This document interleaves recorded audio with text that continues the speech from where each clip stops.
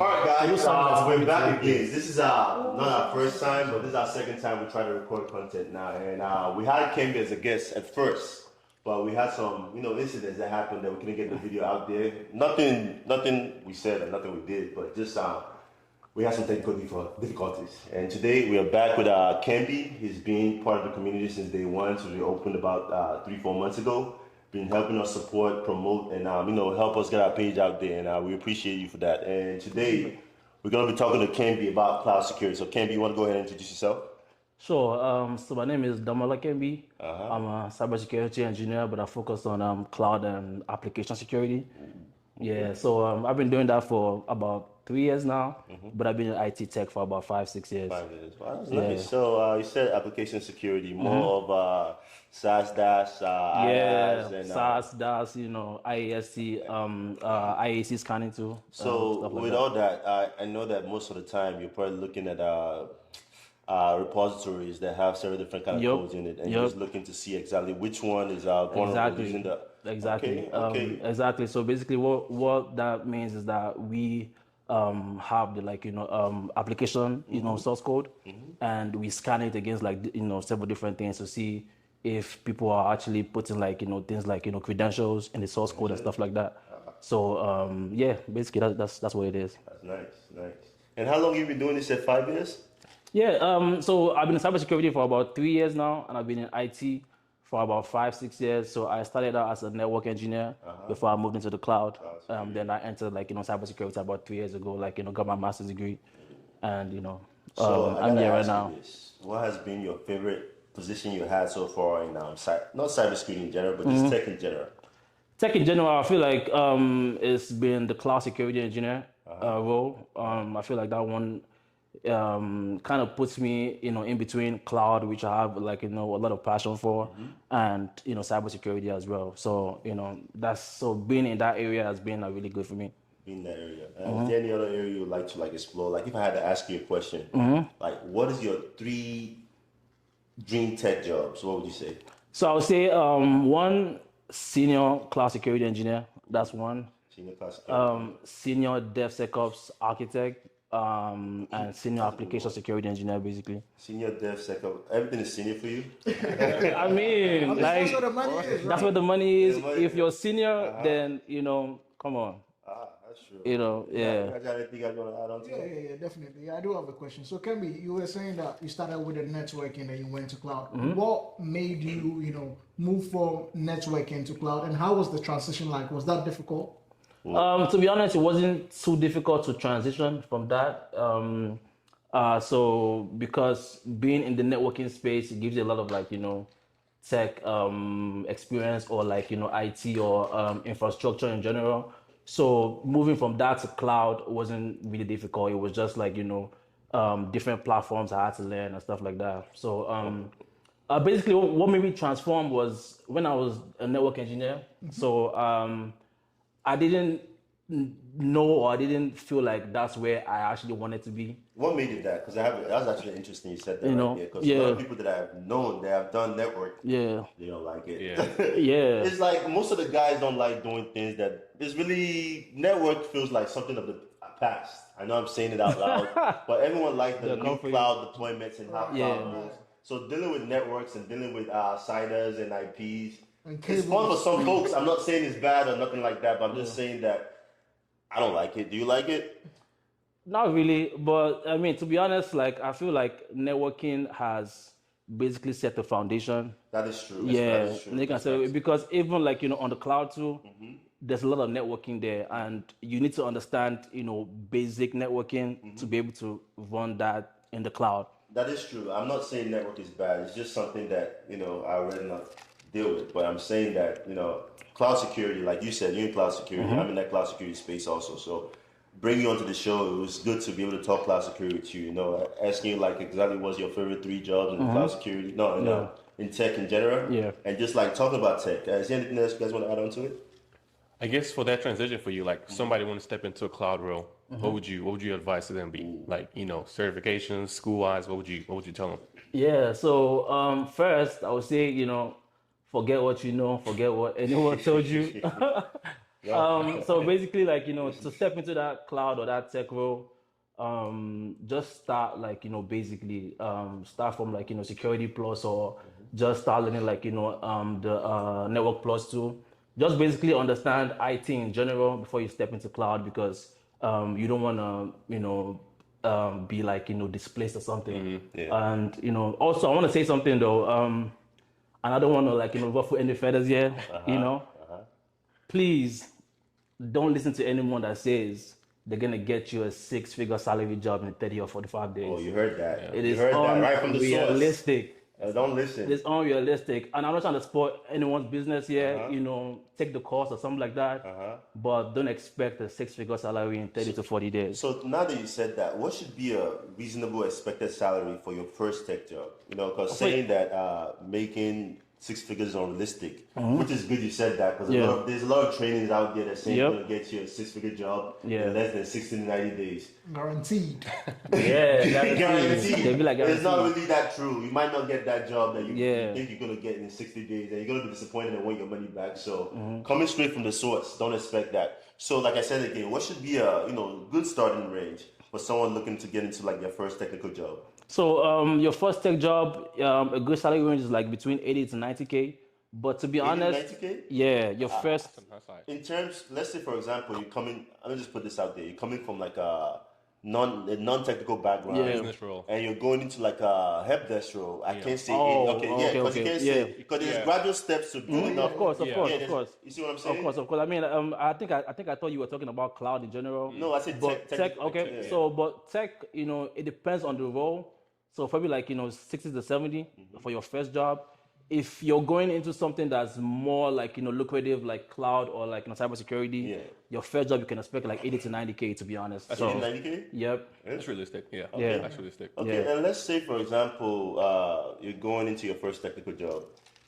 What should be your starting like goal to you're going there? Should you have a goal of saying, hey, I'm going to be a help desk employee for 6 months, 1 year, and the next thing I'm going to try to move on to the next team, just like tier. How would you help someone, guide someone in going up to tier to be like a cloud security engineer like you? Okay, yeah. So I would say, so basically, just start like probably as a junior cloud guy or something like that.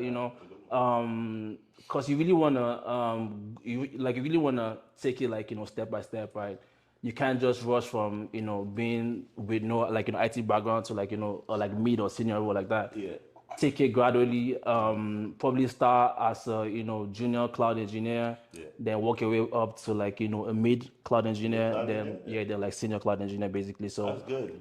And is there like because saying you could work your way up is not staying with the same company, because we're gonna say that out there. Sometimes it's also best that you go from one company to a different company, because you might not be able to get the position in that company that you need to get to that next level up. So sometimes you have to jump. So just have a growth mindset. Having a growth mindset in corporate America really helps you a lot. It gives you that edge you need to go to the next level. Because I'm telling you, there's a lot of guys you work with that are comfortable in their position. That's something I can say. There's a lot of people you work with that are really comfortable in their position. So if you have that gradual mindset of keep moving up and moving up, It might not happen. exactly. Keep going, sir. Yeah, and also I think you need to understand that different people or different companies value you differently. That is true. So basically, you want to find somewhere that values you more and can make you like very like flexible. I think that's like one of the key lessons in tech. So yeah. Kobe, I have a question which might go a little bit off the topic, but I wanted to know. I know you've been in the industry for about 6 years now. You've probably worked in different industries and different sectors. How is it like working in various sectors? And which sectors have you worked in? And which one is your favorite sector to work in? Okay. I feel like my favorite sector right now is the oil and gas sector, right? Because to be honest, and this is not like anything, but a lot of people in oil and gas, they don't really understand tech, right? So you can, in that sector, you can actually stand your ground, or you can, no one can like challenge you or something like that, basically. So What do you mean? it's What do just you mean you get challenged in the oil and gas industry? No too much pressure. Yeah, Make sure you to get like deliver in terms yeah, it's better deliver and like is that related? You think that's related to the oil and gas sector only? No, not oil and gas sector only. I think the oil and gas maybe a little bit of health, but the financial and the tech sectors. Oh yeah, you're gonna get like challenged a lot over there. So That's good. Yeah, I think I know what he's saying. So, because I work for a tech, an oil and gas company. In the oil and gas company, right, they don't have that advanced knowledge when it comes to cybersecurity. Most of them, especially. Oh, that's spicy. No, not all of them. Not all of them. Yeah, but yeah, some companies, yeah. because we have smaller companies. If you're looking at the bigger companies, oh yeah, Yeah, they have yeah, the oh, yeah, oh, yeah, cybersecurity. yeah, for But you sure. have the smaller oil and gas companies that are now, like how long has cybersecurity even been there? Like think about it. Yeah, that's So true. not everybody has it, and now people are being convinced that it really helps. So those smaller oil and gas company or the mid oil and gas just company catching up. are now catching That up. is So true. their security in terms of like cybersecurity is not that great. So It's not. So when you are somebody who knows your stuff and you come in there, Yeah. you have some kind of leverage and you can throw your weight around a bit Yeah, more that's than true. going to like Yeah. a Google and Microsoft. Oh, yeah, of course, So of the course. street way of what Kobe just said is, if you're really smart and you go in a company and learn exactly what everyone else is doing, you'll be able to do their job. Yeah. Basically. Definitely, Yep. for sure. Yep. And now we go back to cloud security because you're a cloud security guy. Yeah. All right. Let's ask you, what are the several tools that you manage in cloud security as So an engineer? okay, so I've worked with mostly CSPM tools. Before you give shout out, we're not trying to sponsor. We don't have anyone sponsoring us. So what he's saying right now is his own free Yep. mouth. He's saying it out loud there so you guys see it. So go ahead and say it out loud. Okay, so one of the tools I've worked with a lot is Rapid7. Rapid7? Yeah, which is a cloud security posture management tool. Yeah, so Rapid7, AWS Security Hub, which is basically the Amazon version of the CSPM. Yeah, CSPM. Azure Defender as well. Sentinel, a little bit of Sentinel. One tool I've also worked with a lot, and that's for like vulnerability management, is Tenable. Tenable? Okay. Yeah, Okay. the Tenable is really good. So And, that's good, Tenable. So you work with Tenable. Is there any tool like you've used out of that? Like, where's your SIM? Who's your SIM? What SIM would you use? okay, so where I work for right now, we use CrowdStrike, and we are about to implement Arctic Wolf. Active Wolf? Yeah, Arctic Wolf. I mean, we did some vetting on them, and they're a really good team too. Really? Okay. And you're not gonna say Splunk? Every company that I feel like every company I ever worked for Has has Splunk. used Splunk. I don't know. I think Splunk has like the largest share in the market or something. I think it's Splunk or Alien Vault. Alien Now, Vault? Those two. Yeah, companies, bro. everybody uses them. Yeah. Splunk certification. Everyone wanted me to get some Splunk certification back then because the jobs were everywhere. Splunk is it's crazy, but Alien Vault, like you said, is also probably one of the high ones out there. I don't have the details. I'm But just Alien going Vault on. is very similar to Splunk as well. So I think they have the same, infrastructure and stuff like that. All right, you guys want to add on to that in the questions? Yeah, bro. So what's it like day in the life? In your Day in role? the life. Ooh, that's a good thing. This is what you guys actually need. The day in the life, so you guys can use this to do your day in the life. Of Yeah. Of a cloud engineer. I mean, so I would say a day in the life is you're working with different teams, you're working with different tools. You're trying to make sure. I mean, in cloud security, you're trying to make sure company servers or like their assets are secure. Trying to work with different teams to also make sure what like they're deploying any servers. We're running some tests on them. Even if it's like applications, right? We're making sure okay they're not deploying any like unsecure application. So that as well. And also do some cloud security posture reviews to basically target like security misconfigurations and stuff like that. Okay. So yeah, thereabout. And how are those misconfigurations? I know you mentioned earlier cloud security posture management. So Yeah. how are those misconfigurations handled? Are they handled? I know usually most organizations have it in projects based on Yeah. your own subscription or, Yeah. or projects. Yeah. You talk about DCP projects Yeah. or accounts for AWS. Yep. Those are incidents that are grouped up, and you work with the different business units Business to units, remediate yeah. most of those Yep. issues. So Yeah. the same thing you're doing. Yeah, of course. So basically we work with different teams, like I said, to handle those like remediations. Like for example, the server team, Yeah. might deploy a server like Azure, and the CSPM tool might flag that, okay, this server's disk is not encrypted. So yeah, those are the kind of like, So, we'll like, kind of like, work with the server team to to basically like, get that like, fixed. Okay, and this is another real question. I know we pushed the spicy level a little bit high back then. It's not too long ago. I have another spicy question for you. Oh, I hate it. Are you ready? Yeah. Okay. How many hours a day do you actually work? No, you don't have to expose yourself, but you just give us a Range, yeah. Yeah, because I know that it goes both ways. If my boss sees this.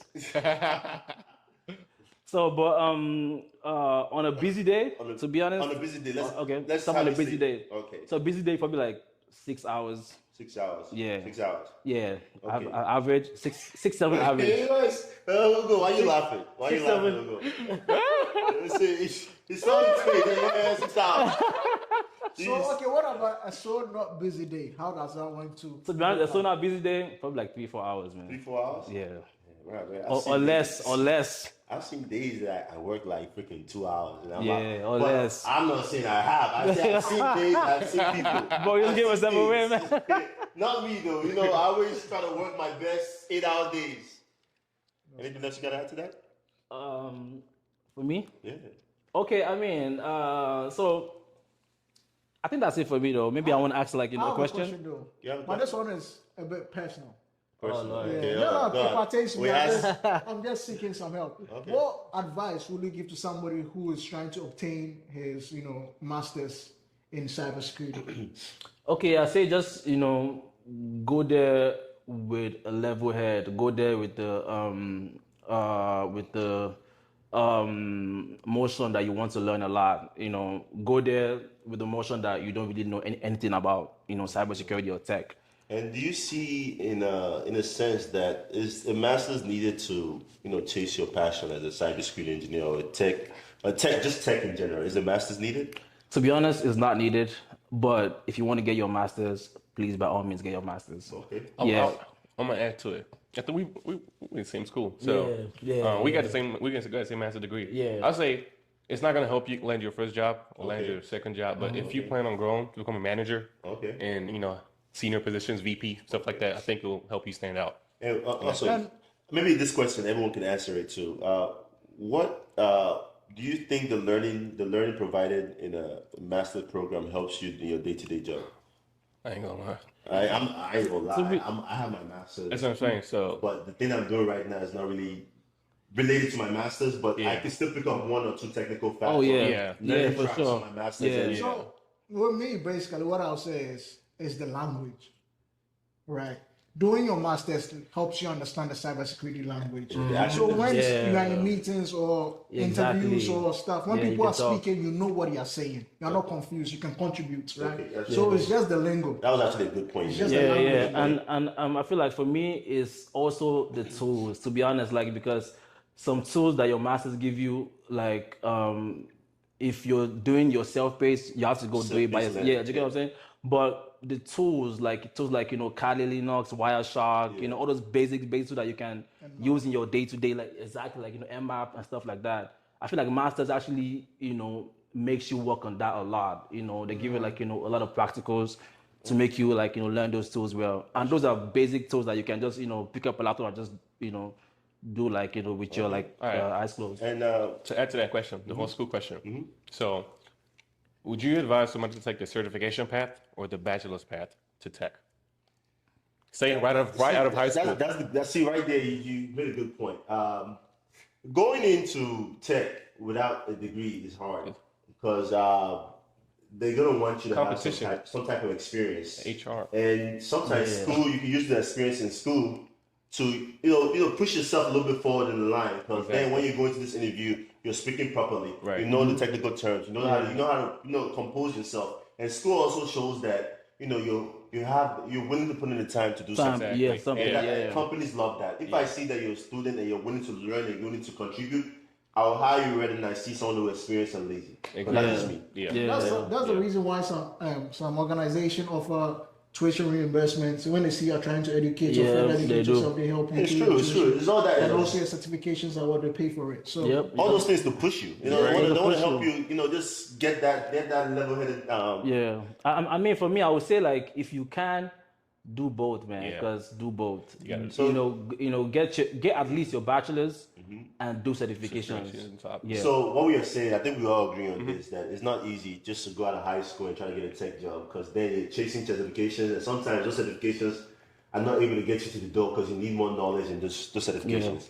So I know you said you had some questions for us, so let's go back to that. We don't want to skip you. Let's let you be, man. No. It's all right. It's all right. I mean, I feel like the question I had. Shirt, right? Got you. I feel like the question I had was, of course, I've been following you guys from day one, and I've been seeing your content. You guys have been pushing out some really good content. I wanted to ask, what inspired you guys to set this up and to do this? This is a good question, right? We all came, should I take it? Go ahead, bro. Yeah. We all came in together as a group, we all in tech, and I saw Kobe. I met Kobe through mutual friend. I met Ugo, basketball, and through mutual friend also, and we all relate and we all click easily, and we all Africans, so the chemistry is just different. So we got together, why not push a goal and try to better ourselves, not only better ourselves, but push more cybersecurity knowledge out there for free. Maybe some people could use it and help themselves, become better in their day-to-day life. Right. I met Daniel maybe 6 years ago. I came to Orlando to see my brother. This guy had a do-rag on. We were just bowling, and that's how we became friends. Nothing really picked up from there, but then I moved to Houston. I met Ugo too from basketball, the same thing. But we all clicked because we used to like the same interests, playing basketball. Sometimes only cybersecurity. Sometimes we'll go out to have a drink and stuff like that. How many drinks? Oh, that's one too. Nothing too crazy. But at that time, I was looking for a new career path. I was looking for something else to do. So I was always talking to Daniel, talking to Ugo. What do you think is the best career path? How do you think I can make this transition? What do you think I need to stay in? Basically, this guy was looking for how can I get the most money? Yeah, and it works. So, man. I'm sorry to expose you a little bit. I put that out there. That's the truth. So we got to tell them. You got to tell the truth. And Ugo, I guess to add on to that, as far as the Hacker Proof page goes, it's just to provide a sense of mentorship to somebody that's trying to figure out their way into the field and better themselves, better their family and situation, career, and everything. So that's good. That's good. You got any other questions? You keep coming. We answer one or two more. Then we gotta maybe wrap it up. Okay. I would say where do you guys see this going in the long run? That's a platform like this is really good for people that are coming behind us and trying to get into tech, or not even just behind us, anybody in general trying to get into tech. So where do you guys see this platform going? Personally, for me, I see this platform growing to books that's easy to understand. Okay. Everyone has their own different views of. You can add on to this. Books, create books for kids. Not only books for kids, books for adults that help them learn cybersecurity, learn techs. Create content based on cybersecurity. Again, this is our first podcast. This is one of the things we are doing, educating people, bringing knowledge out there about cybersecurity and tech. So I see this going as far as, as we were willing to push it. If you keep making content and working as a group, when 3 heads are combined or 4 heads or how many heads are combined, there's nothing we can't do. And we all Africans and we all have a goal of, trying to strive for us and make something better for ourselves. I think this is there's a good platform, and we just keep growing and creating more content, creating more tools out there for everyone to use, and eventually this is going to be something the whole world can use. Basically, I hope this platform can help provide mentorship and guidance for somebody looking to get into cybersecurity, like how both of them did for me, right? So I'm just trying to extend the help I got to somebody out there, basically. Yeah, I guess to add on, I think we even push it, another step further to where it's a page on the website where you can come and get some cybersecurity news, right? What's the latest and greatest going on in the tech world. So that's really where I envision this whole page and this whole company pretty much going. So like I said, we're not stopping till we stop. We appreciate you guys for liking our content all the time, supporting us. Everything you guys do for us. We can't be here without you. Can't be doing this without you guys, liking our content, because we could have stopped a long time ago. But the support we got from you guys are amazing. Please go ahead and like, share, comment, tag everyone you want to tag, and just share cybersecurity content. Let's keep growing this page, and peace. Peace out.